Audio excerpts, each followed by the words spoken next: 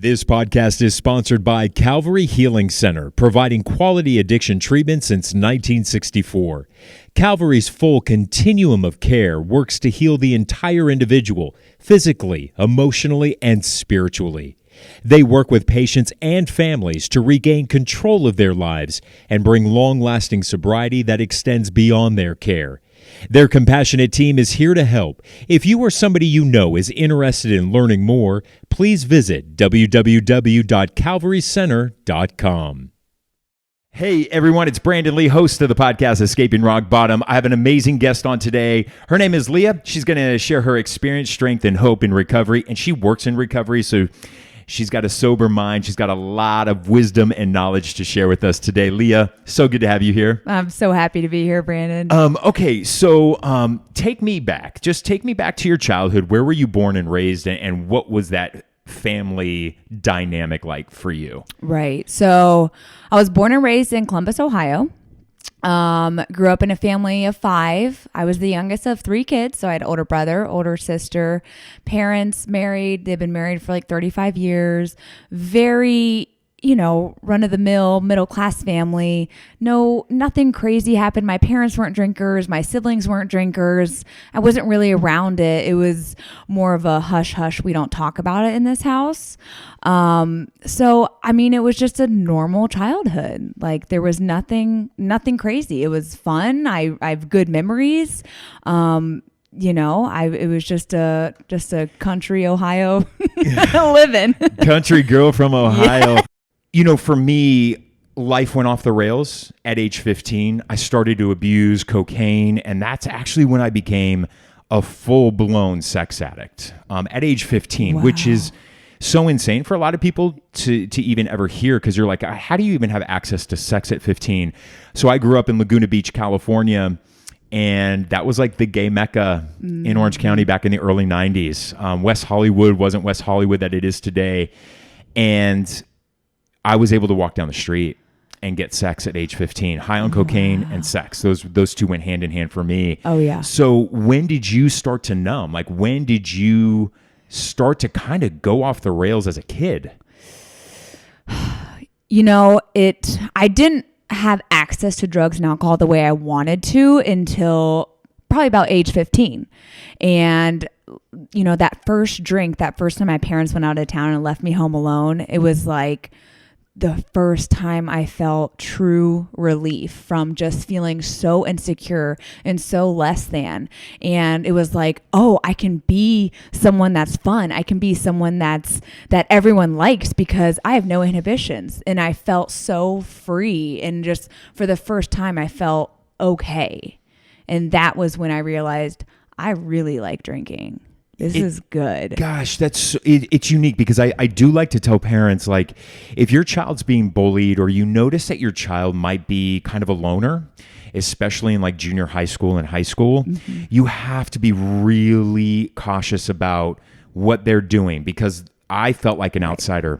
And as kids, we don't want to feel like an outsider. We want to feel part of, like, we want to be part of the cool group. Yeah. So sometimes that peer pressure will start to kick in at an early age. And a lot of that peer pressure is around drinking, smoking marijuana, and now doing ecstasy in high school. Oh, yeah, totally. It was like, that's just what you did in Grove City, Ohio, was you go out to people's houses. Either their parents were cool and let you drink, or their parents were out of town. And we'd have these barn parties and drinking parties. And it was like, it was just what you did in high school. And if you didn't do it, then you weren't cool. And I was like, oh, well, I have to do it because I need to be cool. So yeah, it was the same experience for me. Yeah. Because it's interesting. Some of my best friends in high school, their parents were all in my life because I was always over at their house and we'd go into the river and doing those things.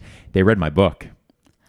They went to their kids, my former friends, and said, Brandon said that he was doing cocaine at age 15. You guys were all best friends. What the hell was going on? And, listen, my parents were, for better or for worse, they worked all the time because they wanted to provide that family. They wanted to provide the best house, the best schools, the best those things. But them working so hard means they weren't around. So my house became the party house. And so that's why all my friends used to hang out at my house. And so that's why their parents were like, what the hell was going on? So what did you kind of experiment with? So after high school, like fresh out of high school, probably age 19, I got my wisdom teeth out and got a little bit of Vicodin. And I didn't really think much of it because pills were like, no, I'm not that type of person. Right. No, that's not me. I'm not dirty like that. So I had one. And then after that, I was like, oh, I don't need that. I'll just take some ibuprofen. So I went to work and I was working at a restaurant at the time. And one of the girls was like, oh, you got your wisdom teeth out? What'd they give you? I was like, oh, just Vicodin. I don't hydrocodone, something, blah, blah, blah. She's like, oh, bring it in. I'll buy it off you. I was like, what? Okay, so this is like a hot commodity. Like money. Okay. Like money. I'm feeling this. All right, I'll bring it in. So she's like, do you want to do some with me? I'm like, well, what do you mean? You snort it. Mm-hmm. Oh, you snort it? Okay. I mean, I've heard of that, but I've never tried it before. Boom. I was gone. Within a week, we were snorting 10 milligram Percocets off the changing table in the bathroom at work. Yeah. I mean, within a week. And it happened. And that's how my addiction was. I would try something because someone had it. And they were talking about it. Hey, yo, you want to try some of this? Okay. Because I would do whatever people said. I would do whatever everyone else was doing.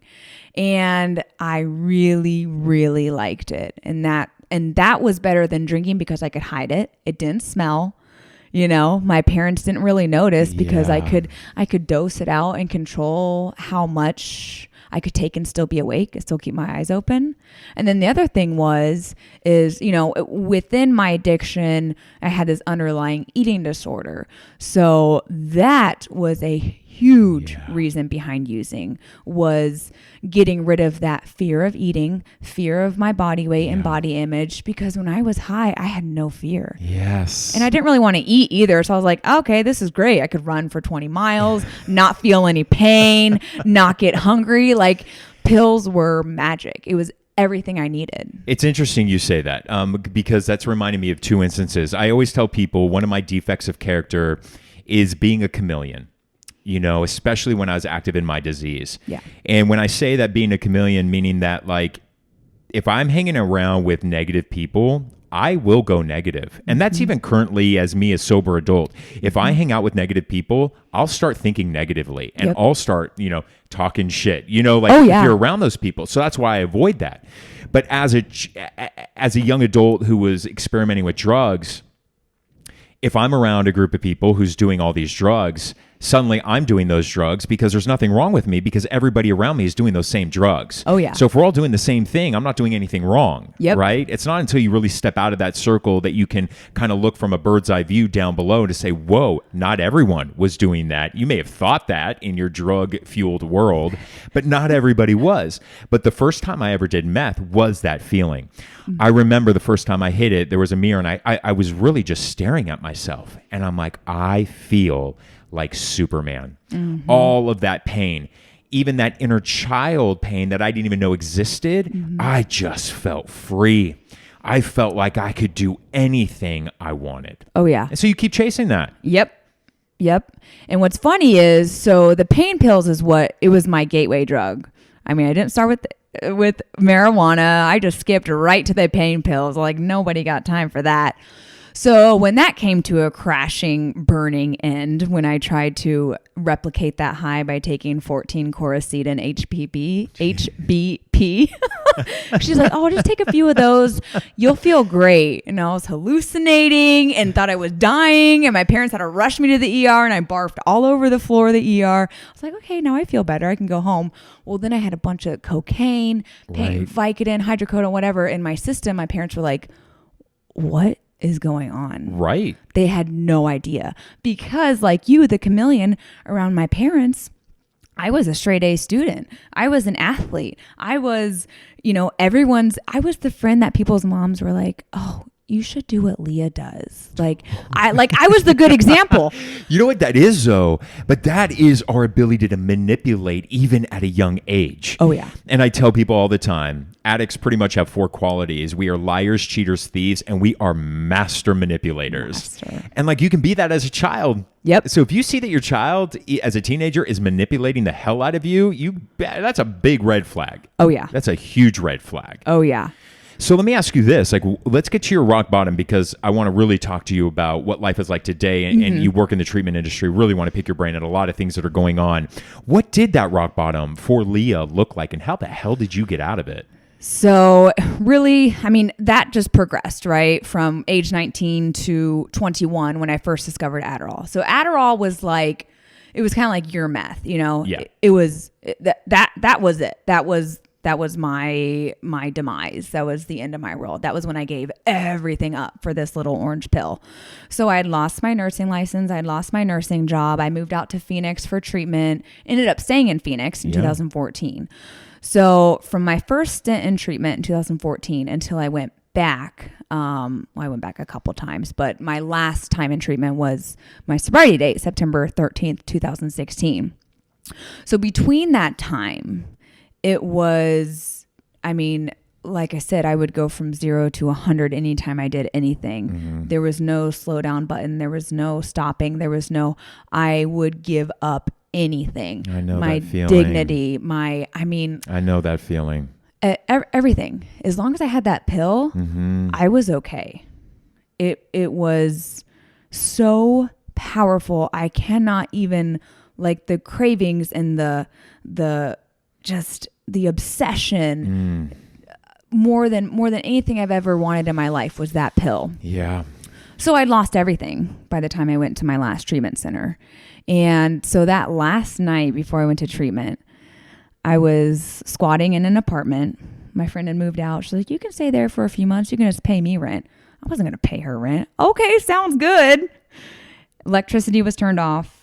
It was summertime. There was no air. There was no lights. Gosh. I had no refrigerator. I had a cooler with my little vodka bottles to help me sleep because I needed that. And then I had my little pill bag, the same little like clover pill bag. It was like my favorite thing to see in my purse, right? Like I would just get so excited. So I had that, my vodka, some candles for light. That was about it. And I was laying on the floor in a sleeping bag. And I remember thinking like, this is the end. I have nothing left, and the high isn't getting me what I want. The high isn't making me feel good anymore. It's not worth it, but I don't know what I would do without it. Yeah. And I felt stuck, and I felt like my only option was to die. Like that was it, because I couldn't imagine not having that, even though it wasn't doing anything for me anymore. But I also was scared to death to live without it, because I had no idea what that would look like. And that wasn't even possible for me, or I thought it wasn't. So, you know, I don't remember how much, but I took quite a few Prozac just thinking, you know, maybe something would kill me. And I woke up the next morning and I was so pissed. And I was just like, well, I'm too scared to kill myself. Like I want to, but I really don't want to. But I can't live this way anymore. Yeah. So I have to try something different. I have to. And it was just, I remember laying on that floor in that empty apartment, like looking back on my life and all the things that I gave up and all the things that I lost. I mean, I had no family that wanted to talk to me, no friends, no car, and I was okay being homeless. Like that was okay for me. Going from an ICU nurse to sleeping on the floor in an old sleeping bag in an empty apartment, and just realizing like this is it. So then the next day, well, that night I had texted my boyfriend and was like, I'm done. I can't do this anymore. Like my life needs to end. So he came over when he saw that text, because that was in the middle of the night. And was he a user too? No, he's actually in recovery. He's 15 years sober now. Wow. Okay. Yeah. So he had been helping me, or trying to help me anyways. Yeah. Little did he know he was enabling me, you know. So it probably took me a lot longer than it should have to hit rock bottom. Because I knew I was out of options. He wasn't going to let me live there anymore. For sure. So, you know, at that point we had broken up. A lot of things had happened. I cheated on him, and I was just really just no morals. Everything went out the window. I was a completely different person, and I hated that person. Yeah. So he, you know, as a human being, he didn't want me to die. So he came over and he said, all right, listen, you're going to stay with me, but you're getting into treatment, and you are not going to do anything else. You're not going to go anywhere, but you're going to go to treatment.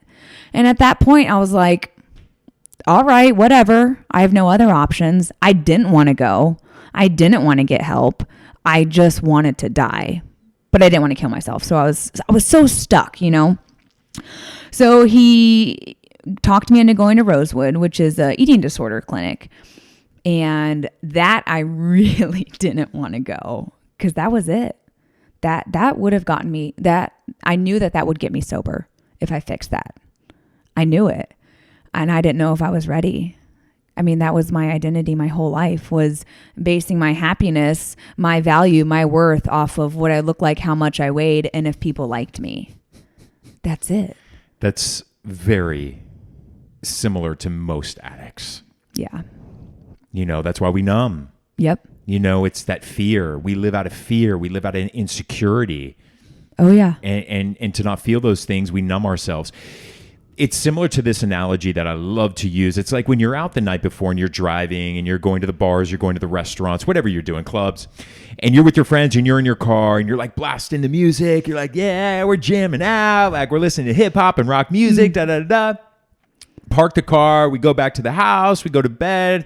We wake up. We hungover. We're like, okay, I got to go to the grocery store today. We go back in our car and we turn it on, and that music is blasting. And you're like, oh my God, were we like really listening to the music that loud?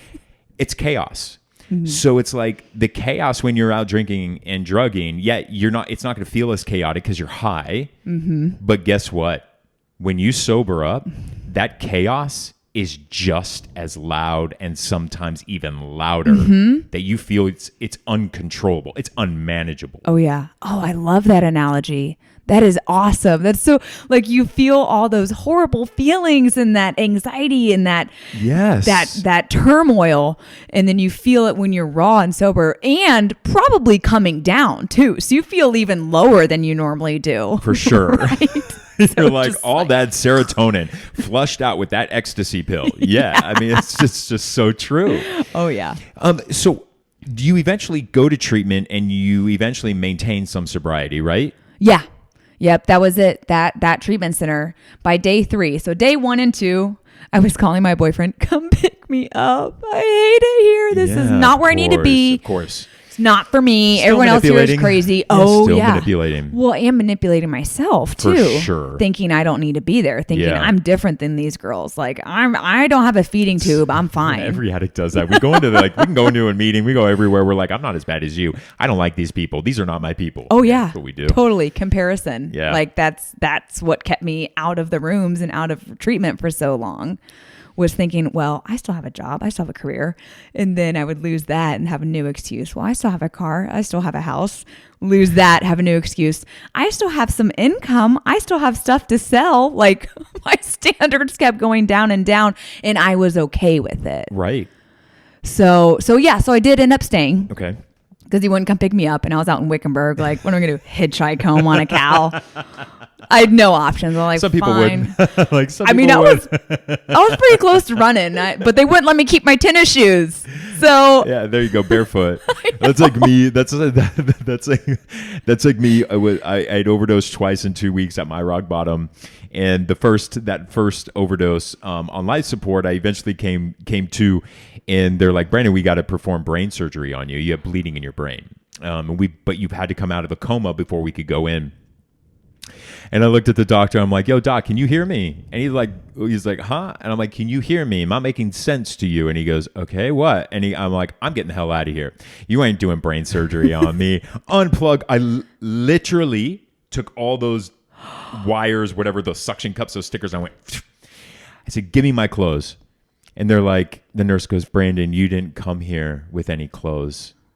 And I was like, no problem. I got in that hospital robe, you know, the one you have to tie on the back where your ass hangs out. So I'm like walking out of the ER with those socks with the little grips on the bottom. And I walk out of that hospital down Sunset Boulevard. So you may not have shoes, but there's always a way to leave if you really want to leave. Exactly.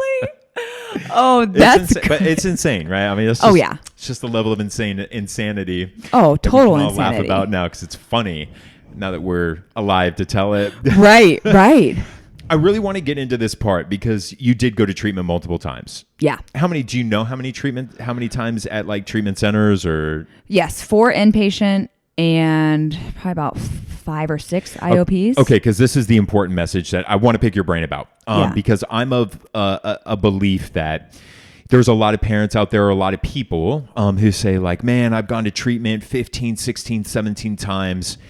And my message to them is always this: every time you go to treatment, you get a piece to a puzzle. Right? Yep. And then and if it doesn't work out, that's okay. Mm-hmm. You experiment again and you continue to drink or drug, and then it gets out of control and you go back to treatment. And at that time, you get another piece to a puzzle.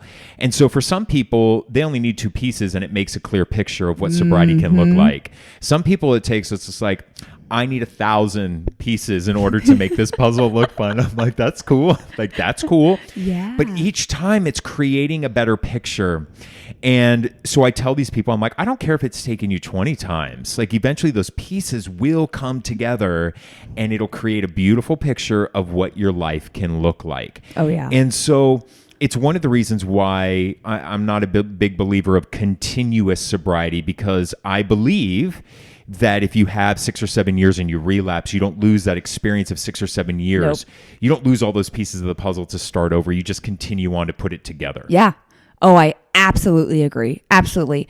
I mean, speaking of losing sobriety, we've had patients in recently who have lost 15, 20, 25 years, or I should say relapsed after. Right. Because of COVID, because this year was just so hard on them Yes. that their only solution was what was deeply rooted in their brain at a young age was, all right, this is really horrible. I feel really hopeless and helpless right now.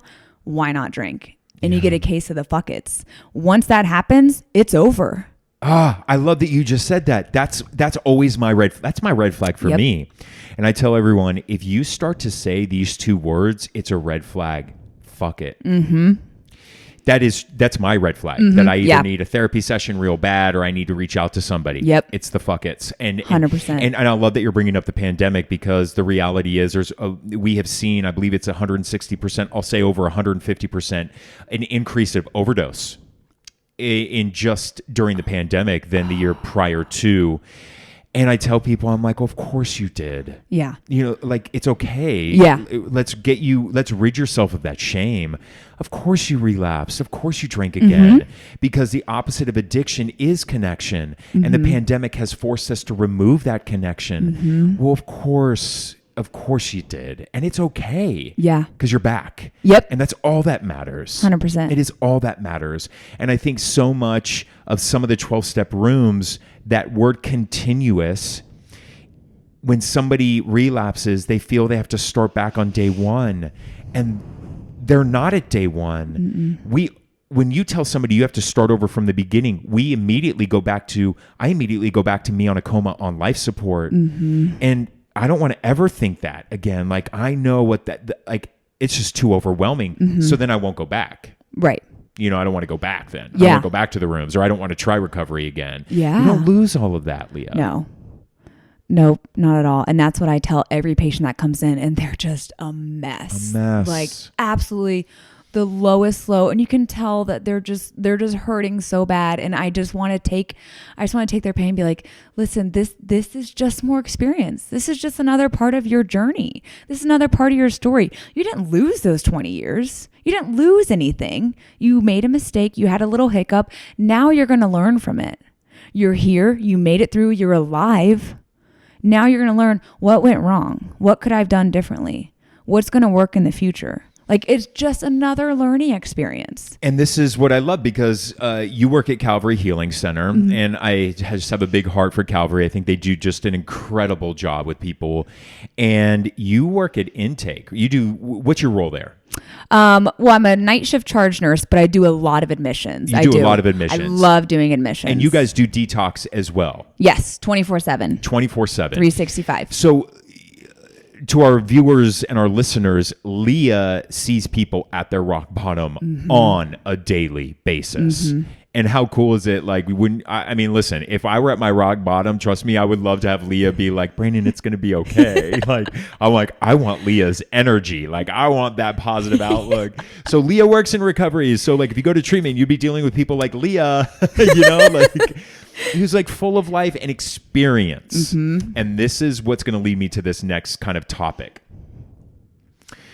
When I was discharged from the hospital, they made me go to the mental health unit first. Clearly, because like I was on life support twice in 2 weeks. They're like, yeah, you need to go to mental health. So I'm talking to this dude, and Leah, I truly thought he was a psychologist or a therapist. And 15 minutes in, he goes, why are you so angry? And I'm like, I'm not angry. Brandon, why are you so angry? And I said, if you keep asking me that question, I'm about to get angry. And he goes, why are you so angry? And he goes, stop. He goes, Brandon, anybody who is bug chasing, trying to get HIV, anybody who is having the sex that you're having on meth is angry. You do not love yourself. That man was able to break through to me in 15 minutes, more so than any therapist or psychologist that I had ever gone to in my life. Why? He was 15 years sober.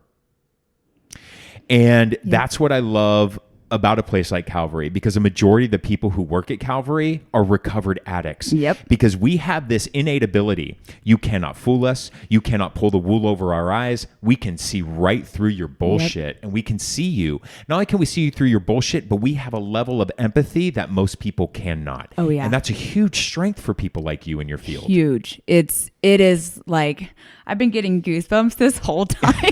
I love it. Oh, it's so awesome. Absolutely. Like, I remember my first admission, and I sat down with that patient. This was before I knew that, like, you kind of you couldn't talk for 2 hours, right? Yeah. But anyway, so that first admission, I just sat there and looked at that guy and I said, I know how you're feeling. I understand to the deepest level how you are feeling right now. And you could tell the guy was closed off when he got there. Like, he was angry, he was sad, he was disappointed in himself. Like you could just see on his face, he was clammed up, didn't want to open up, didn't want to tell me anything, yes or no answers. That was it. And I said, I've been in your shoes. Yeah. I was just in your shoes 4 years ago. I know how you feel.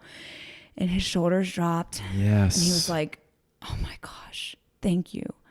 And then they look at me and they're like, so you've shot up heroin and meth? Yeah. Yes, I have. Yes, I have. And here I am, living proof that you can make it through this. Yes. A true walking and living example. And especially when they're around you on campus, they're there every day, and they see you 5 days a week, and they're constantly seeing modeled behavior of what true recovery looks like. Absolutely. And after seeing modeled behavior over and over again, you begin to mimic that behavior. Kind of like sticking with the winners, right? You stick with the winners, they're going to model behavior that's really good in recovery and sobriety. You begin to follow and do the things that they do. Yep. And it's really, it's such a beautiful lesson because, I always like to say, I'm not a pessimist. I'm a realist, and I'm a truth teller. And I don't describe some pink cloud for everybody, but I keep it real with people. But I also, this is one of the reasons why I do the podcast, and I'm so open, and I'm not anonymous about my recovery. I screw the anonymity part of it because I want to be. My passion is news. I love telling people stories. Like, I love shooting the shit with somebody, getting to know them, sharing their story to broadcast it.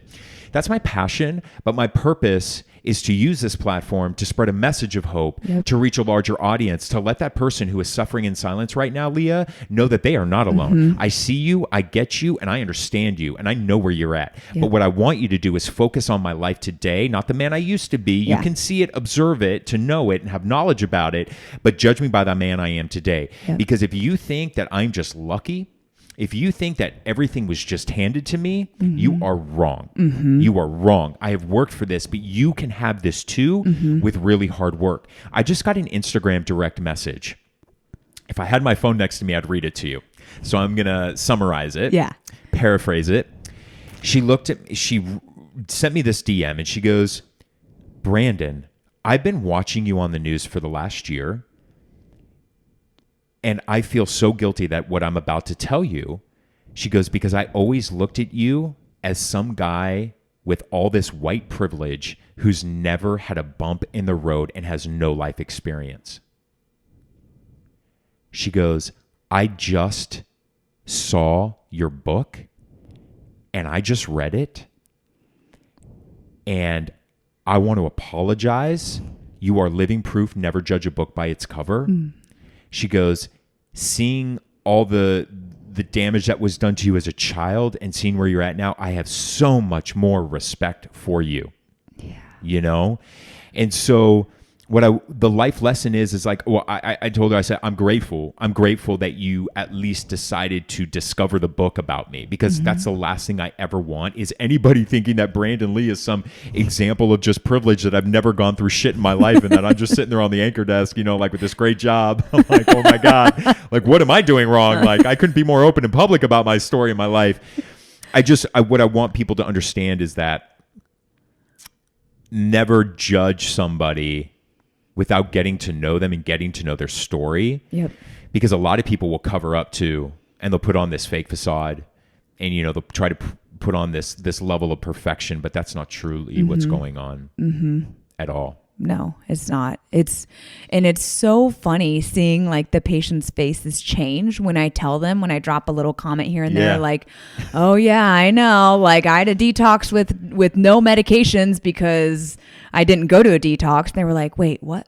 First of all, you went to detox. Second of all, you were doing drugs. I mean, well, I don't really, we don't really look like drug addicts. We do not look like drug addicts anymore. If you look at, this whatever people have in their head of what they see in the movies, or what they see on A&E. Like, all right, that's dramatic, entertaining, but yeah. So like seeing their face change, and then also that is how I really, really help with somebody. That connection that you're talking about, that my heart goes out to you and they feel that connection with me and they trust me, and they can actually start to heal when you can break down those barriers and break down those walls and to see somebody just start crying like, I'm so glad you just came over here and talked to me, because I don't want to talk to anybody. I don't want to, I'm tired of being judged, because they come from a family that maybe they're not drinkers or addicts and they've been hiding their emotions all their life. And they come to a treatment center where not only myself, but I would say like 80% of the staff is in recovery. Yeah. And that's what I love about that job, is the fact that I can be myself. Yes. We can without the fear of the stigma and, societal stigma, societal shame about, I can't tell anybody I'm depressed. I can't tell anybody I'm having suicidal ideation, because I'll be lumped into this stigma that I'm a broken person, that I'm weak, and that I can't do my job, and that you're going to take away responsibility from me in that sense, and it's like, that's just the stigma of mental health. Oh yeah. That's just the stigma. Yep. Can I get your quick thoughts on California Sober and Demi Lovato coming out with her story? So Demi Lovato just came out recently, and she says she's California sober, and her definition of that. Now I believe it was meth and heroin, or meth or heroin was opiates, and everything was involved with her. She says she's sober, but she's California sober, meaning that she's drinking alcohol and smoking weed. She's just not doing the drug that brought her down. And I'm like, okay, first off, you have a platform of 100 million people, many of them are youth, and you are giving them the definition of something that should not be spoken to. Sober is sober, like sober. That word cannot be changed. The definition of the word sober cannot be changed. The other thing is this: that's harm reduction. That is not sobriety. Right. That's harm reduction. That is not being sober. Yeah. And so I don't know. I just think it can be a really dangerous message for somebody even like me, who has a huge platform that we can message to a ton of people. And I'm just, I'm really concerned because that kind of a message can easily give the wrong impression to somebody and it can lead to death. Oh, yeah. Okay, first of all, I didn't know about that. Yeah. Sorry to like spring that on you. No, now that I know, I'm like, wow, okay, that's the type of stuff. Those are the stories that I hear in the detox center about people thinking, all right, I'm not doing heroin, but I can have some drinks. And they end up right back in treatment, lower than they were. Yes. Sicker than they were. And most times, even if they stay away from the heroin, your brain, you can't change the fact that your brain doesn't shut off once you put a substance in it. Yep. You're either an addict or you're not. If you're not an addict and I know some people that are like, in their, they grew up in the 60s, right? Yeah. And they did a little cocaine here and there and they partied. But they never became an addict. They never became an addict. That is different. Yes. You can't go from shooting up meth and heroin or smoking it or whatever, doing these hard drugs on a consistent basis, letting it out of control, everything that defines an addict and addiction, and then switch to drinking and weed because it's harm reduction. Yes. That's not sobriety. Not sobriety. No. It's not sobriety. And like, here's my thing. Like, if you're listening or watching this podcast and you're all into harm reduction and, you want to go that way, all the power to you. We'll always be here ready when you're really desperate enough to get full sober and have full sobriety in your life. Because I don't want to judge people on their own path. Everybody has to go their own path. Everybody has to discover what works for them. But it is described, even in the big book of AA, that like, trust me, we all try harm reduction before we hit rock bottom. Yeah. Like, do you actually think that I wanted to go stone cold sober for the rest of my life just out of the whim? I'm like, I'm just going to cut everything out of my life. No, I try to moderation. I'll only party on the weekends. I'll party once a month. But I know alcohol was never my thing. Yeah. I never abused it, never enjoyed it. Do I drink today? No, I don't, because I'm smart enough with my own life experience and enough stories that I've shared and spoken to other people. All it takes for me is to lower my inhibitions this much, and I am off to the races. Oh, yeah. People think I could be crazy now and intense now. You want to see me on meth? Ain't pretty. Okay, do people ever ask you or tell you like, oh my God, Brandon, you would be so fun to drink with? Oh, do you get that a lot? Me too. I'm like, no, you don't even know. And here's the best compliment. I love that you just brought that up because this is the best compliment I can ever get. So 99.99% of the people in my life today have ever only known me sober. Full stop. 99.9%. Yeah. Because I've been sober for so long. So when I'm out to dinner, I'm at a house party, and people are like, Brandon, like, are you going to have a drink or you can't, or they knowing that I'm sober, they're like, Brandon, really, you can't just, right? To a normie, they're trying to understand. Yeah. And they're like, Brandon, like, dude, you can't have just one drink. And I'm like, no, man, you trust me. You wouldn't want to hang out with me if I had one drink. They go, Brandon, you have to be the most responsible, calm person I've ever met. Like, you are the most stable person I've ever met. You can't have a drink. And I'm like, man, that is the best effing compliment.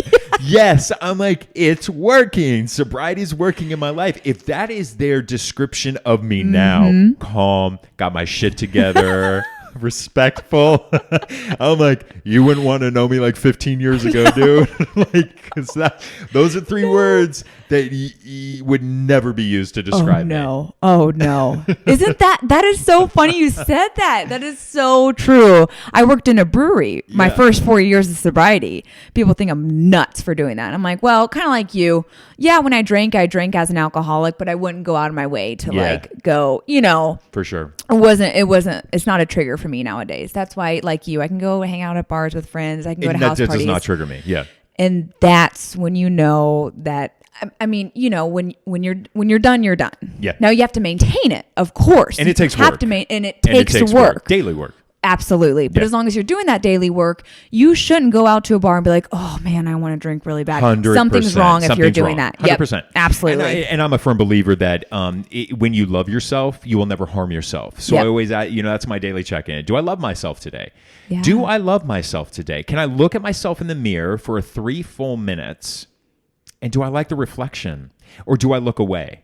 But if I can stare at myself in the mirror and begin to smile, I'm in a good spot, Yes. And if I'm in that spot, I will never use because I wouldn't harm myself. Right. Oh, I love that. That's so true. That was the game changer. Yeah. In my treatment that last time was learning to love myself, not using guys as a tactic to stay sober, not using shopping, not using work, not using other things as a cross addiction to keep me sober, not using these outside things. It was the internal. Once I had that internal reason to stay sober, wasn't for my parents, wasn't for my boyfriend, wasn't for anything. It was for me because I knew I need to find a way to live that I'm happy with myself the way I am. For sure. Because if not, I'm not gonna make it. Okay. So like I could talk to you for hours. I know. It's crazy how much time flies by. So here's what I always love to ask somebody. What is that closing message of hope? What is that closing message of hope, Leah, for that person who is listening or watching right now, who is hurting, who is hopeless, who is drinking on a daily basis, can't figure out a way out. It just seems too overwhelming. Your experience, strength, and hope, what is that final message of hope to that person? You know what just came to my head immediately? It's never too late. It's never too late. And that's what I tell my patients when they come in 15, 16, 17 times. You're still alive, then it's not too late. You lost everything, it's not too late. It doesn't matter where you are in your addiction. You could be way down here, lose your kids, right? Everything. It is still not too late. It is never too late to turn your life around. That's what kept me out there using for so long, was I convinced myself it was too late and I lost everything. Yeah. Never too late. I love that message. Leah, you rock. You are saving lives. And you know, the people who go to Calvary, and you're doing intake or you're doing admissions or, you know, you're working in detox, they're lucky. Because you beam that positivity and that light, and they need that. You are giving them that reflection of what they need. And so continue to do that work. To do that work. If you want more information about what Calvary Healing Center can do for you or a loved one who is struggling right now in this pandemic, they're either an alcoholic or a drug addict, it does not matter. If you want more information about Calvary Healing Center, we're going to provide that right now. This podcast is sponsored by Calvary Healing Center, providing quality addiction treatment since 1964. Calvary's full continuum of care works to heal the entire individual, physically, emotionally, and spiritually. They work with patients and families to regain control of their lives and bring long-lasting sobriety that extends beyond their care. Their compassionate team is here to help. If you or somebody you know is interested in learning more, please visit www.calvarycenter.com.